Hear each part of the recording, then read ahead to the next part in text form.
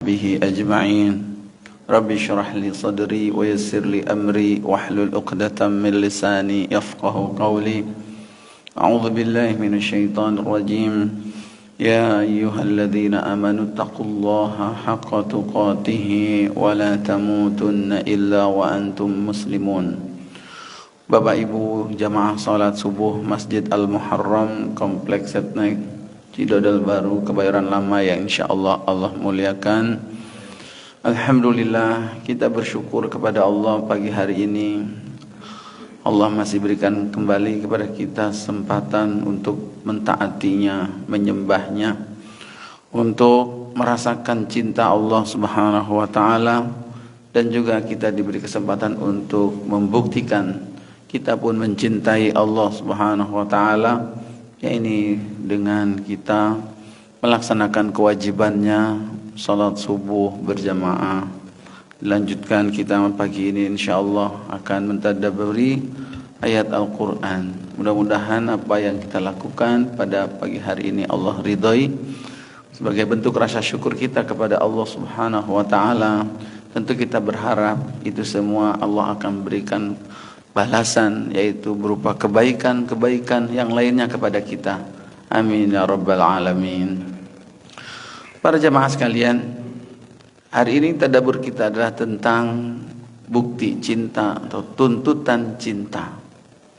Ya, kenapa ini saya angkat lagi? Karena kita masih berada di bulan Rabiul Awal. Kita masih hangat dengan suasana mengingat kelahiran Nabi Shallallahu Alaihi Wasallam.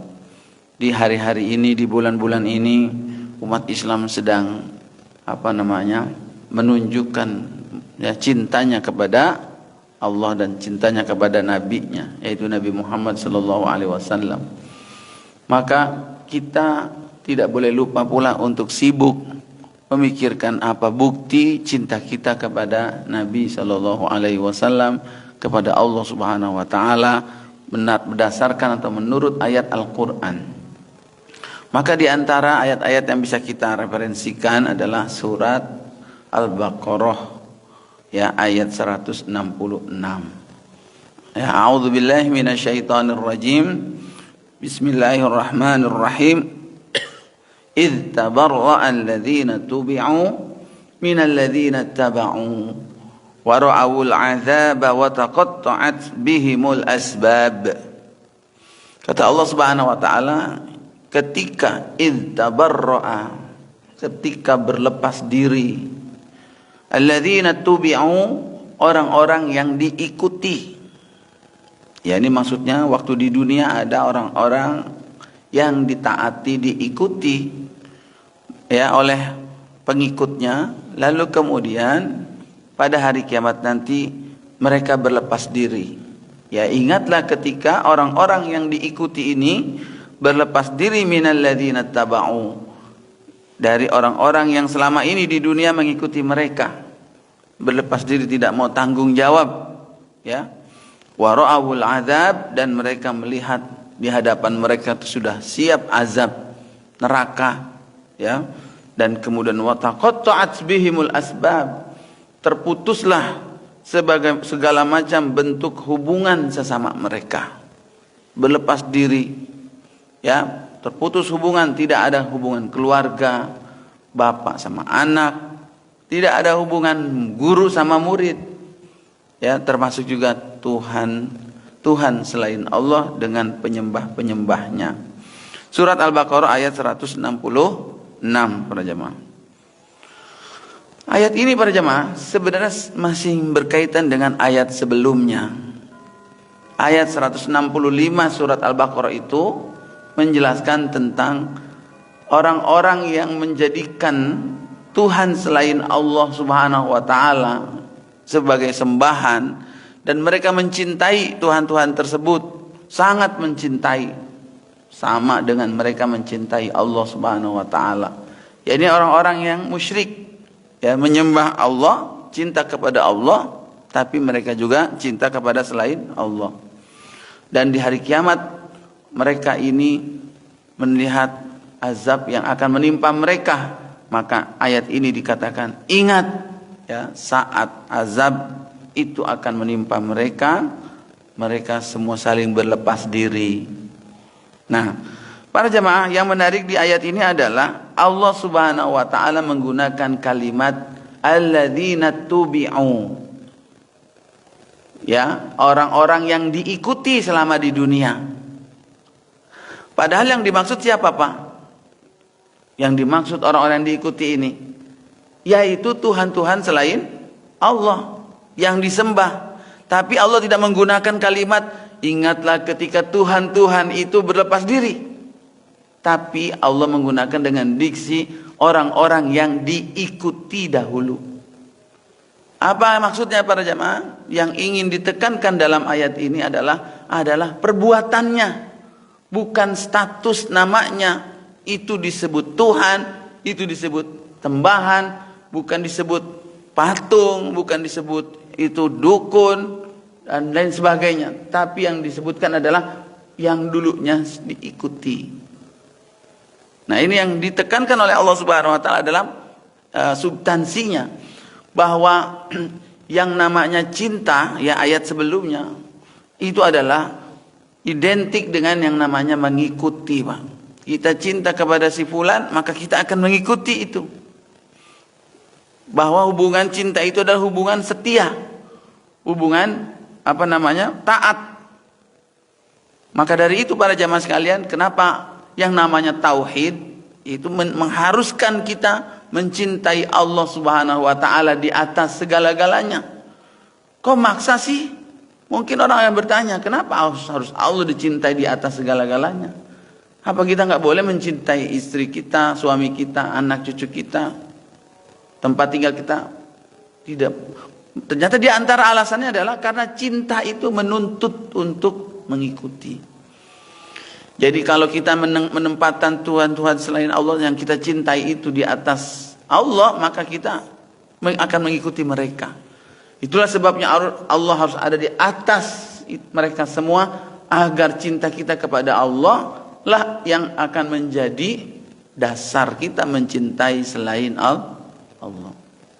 Ya, nggak boleh itu yang namanya syirik, karena cinta itu menuntut. Kalau ada 3 yang disembah, Allah, patung, keris, dukun dan lain sebagainya, maka mereka itu semua akan menuntut sama kita untuk ditaatin.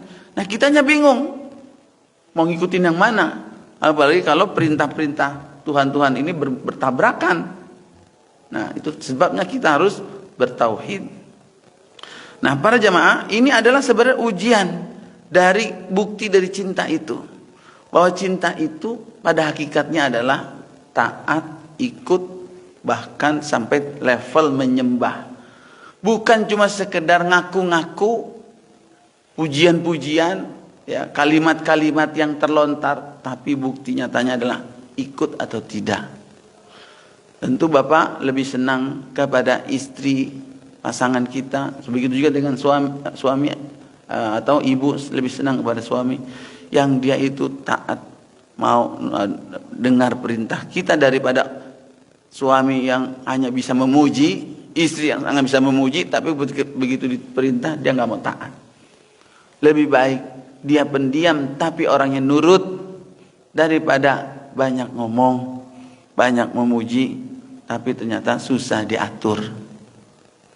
Nah, ini karena substansinya adalah mengikuti. Nah, ini menjadi standar para jemaah. Lihatlah dahulu di dalam beberapa ayat diisyaratkan para jemaah bahwa kalimat mengikuti ini sebagai bentuk tuntutan dari cinta. Yaitu dulu Allah Subhanahu wa taala menetapkan kiblat umat Islam itu yang pertama kemana? Ke Baitul Maqdis. Ya.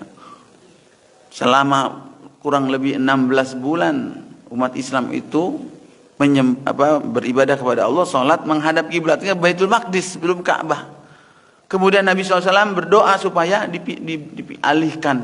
dipindahkan kiblatnya, supaya beda dengan orang-orang Yahudi, dan akhirnya dikabulkan oleh Allah Subhanahu wa taala. Dan ternyata salah satu hikmah kenapa dipindahkan arah kiblatnya itu di dalam ayat Al-Qur'an Allah menyebutnya lina'lam illa lina'lama may yattabi'ur rasula, kecuali untuk mengetahui siapa di antara mereka ini yang mau mengikuti Rasul. Jadi ada kata-kata mengikuti.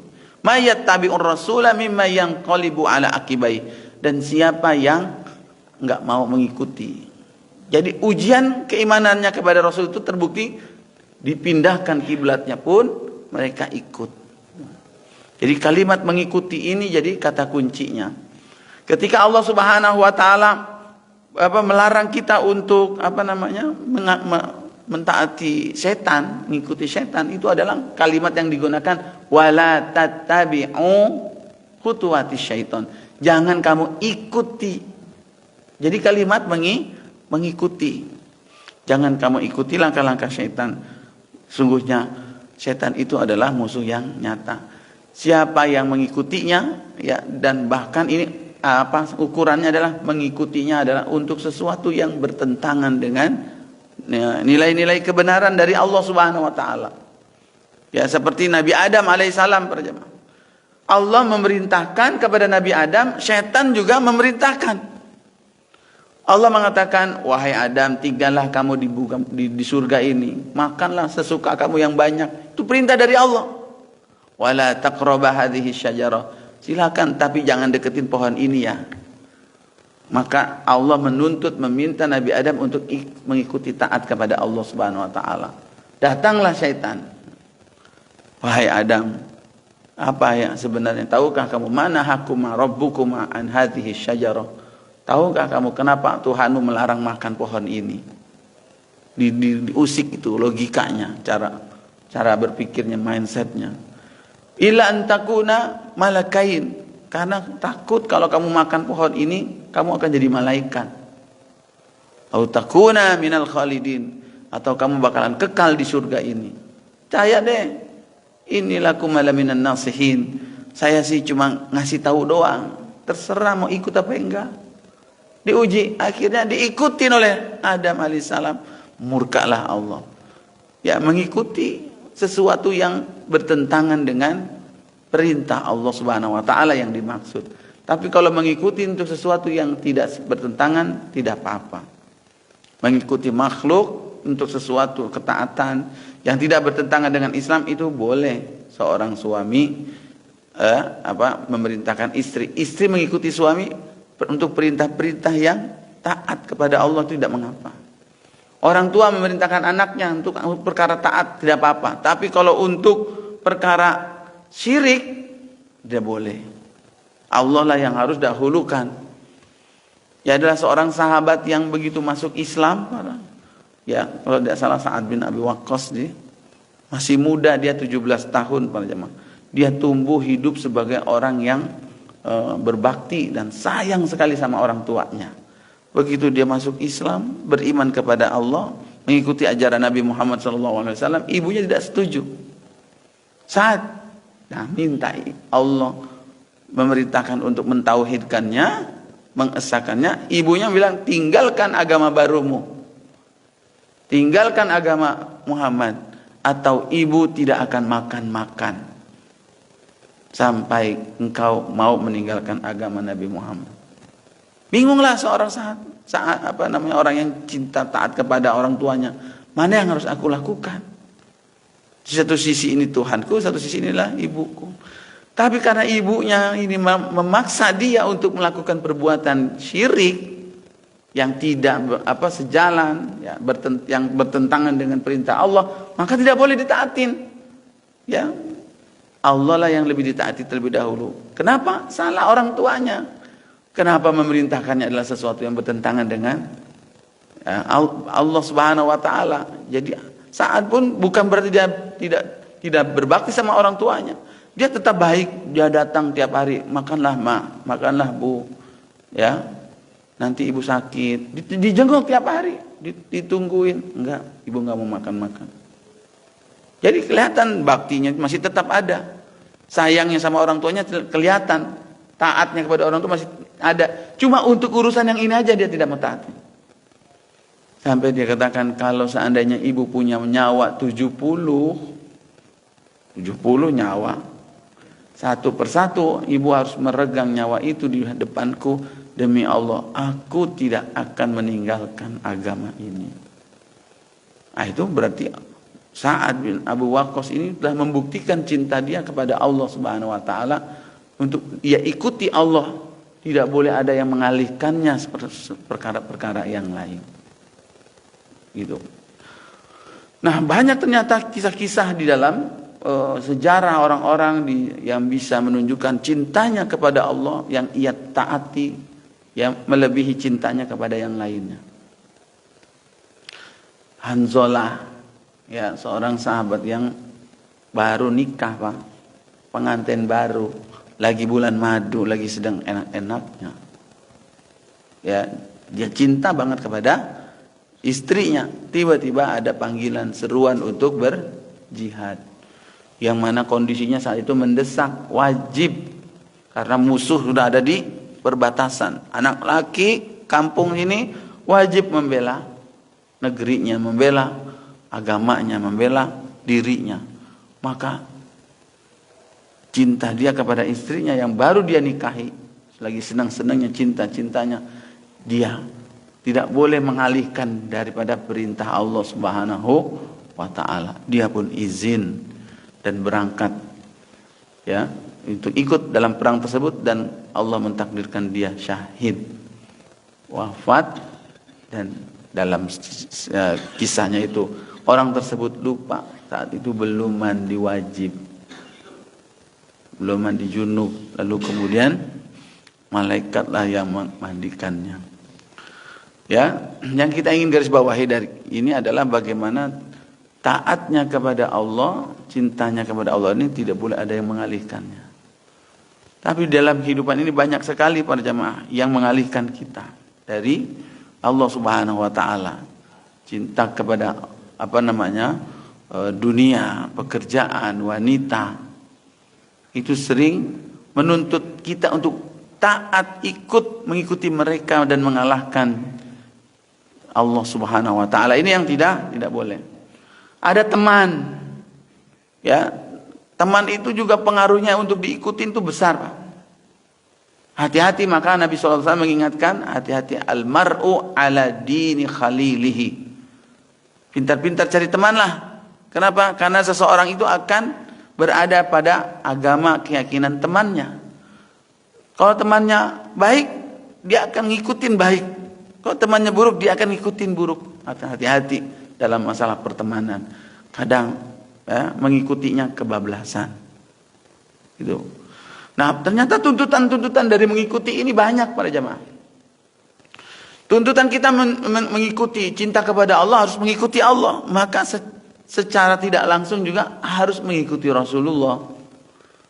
Karena kita tidak bisa mengikuti Allah yang kita cintai kalau kita tidak membaca atau mempelajari hadis-hadis Nabi SAW. Bagaimana Nabi SAW mengajarkan, itulah cara kita mengikuti Allah, melalui mengikuti Nabi.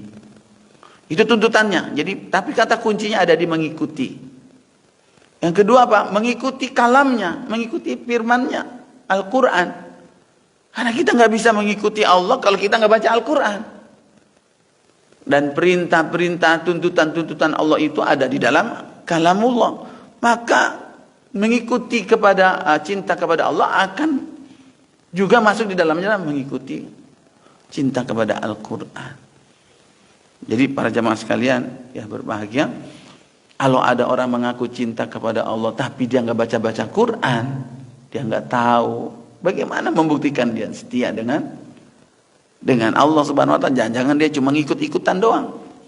Dia melakukan ini karena ngikutin orang ini, dia mungkin karena ikutin, bukan karena memang mengikuti Allah Subhanahu wa taala. Maka baca Al-Quran itu.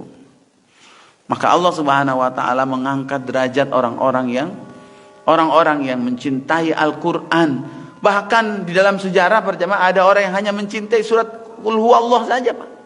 Mencintai Al-Ikhlas. Ya, kita juga sama mencintai Al-Ikhlas. Ya. Tapi cintanya kepada Al-Ikhlas itu memasukkan dia masuk ke dalam surga. Kenapa? Karena berangkat dari surat Al-Ikhlas itulah dia bisa mengesahkan Allah, mentauhidkan Allah, mengikuti Allah. Jadi baca terus, diulang-ulang. di sholat, di luar sholat dibaca terus. Kenapa? Kata Allah, kata Nabi, cintanya dia kepada Al-Ikhlas itu penyebab dia masuk ke dalam surga. Apalagi kalau cintanya surat Al-Baqarah, apalagi kalau 30 juz gitu. Nah, ini tuntutan dari mengikuti itu, cinta kepada Rasul, cinta kepada kalamullah, dan yang berikutnya apa? Cinta terhadap ketetapannya. Raditu billahi Rabba, aku ridho ya Allah. Ya Allah sebagai Rabb kami. Rabb itu artinya yang mengatur, Pak. Rabbil alamin, kita diatur. Rezeki kita segini dapatnya, ridho terhadap ketetapannya. Ya, kesehatan kita segini, umur kita segini, jatah kita dunia ini segini. Terima, raditu billahi Rabba. Karena Allah lah yang mengatur itu semua. Aku ridho terhadap ketetapanmu. Bukankah seorang kekasih pada jamaah menerima apa adanya, kekasihnya, kondisinya, ya dia ridho, itu bukti cintanya. Berapapun, ya saya ridho. Nah, para jamaah sekalian, ini adalah sebuah tuntutan berikutnya. Ya, kadang ada yang tidak terima, Allah memberikan ujian kepada dia, sakit. Allah memberikan ujian kepada dia, kemiskinan, kerugian, bangkrut, ditipu orang dan sebagainya. Maka dia menerima keputusan Allah Subhanahu wa taala.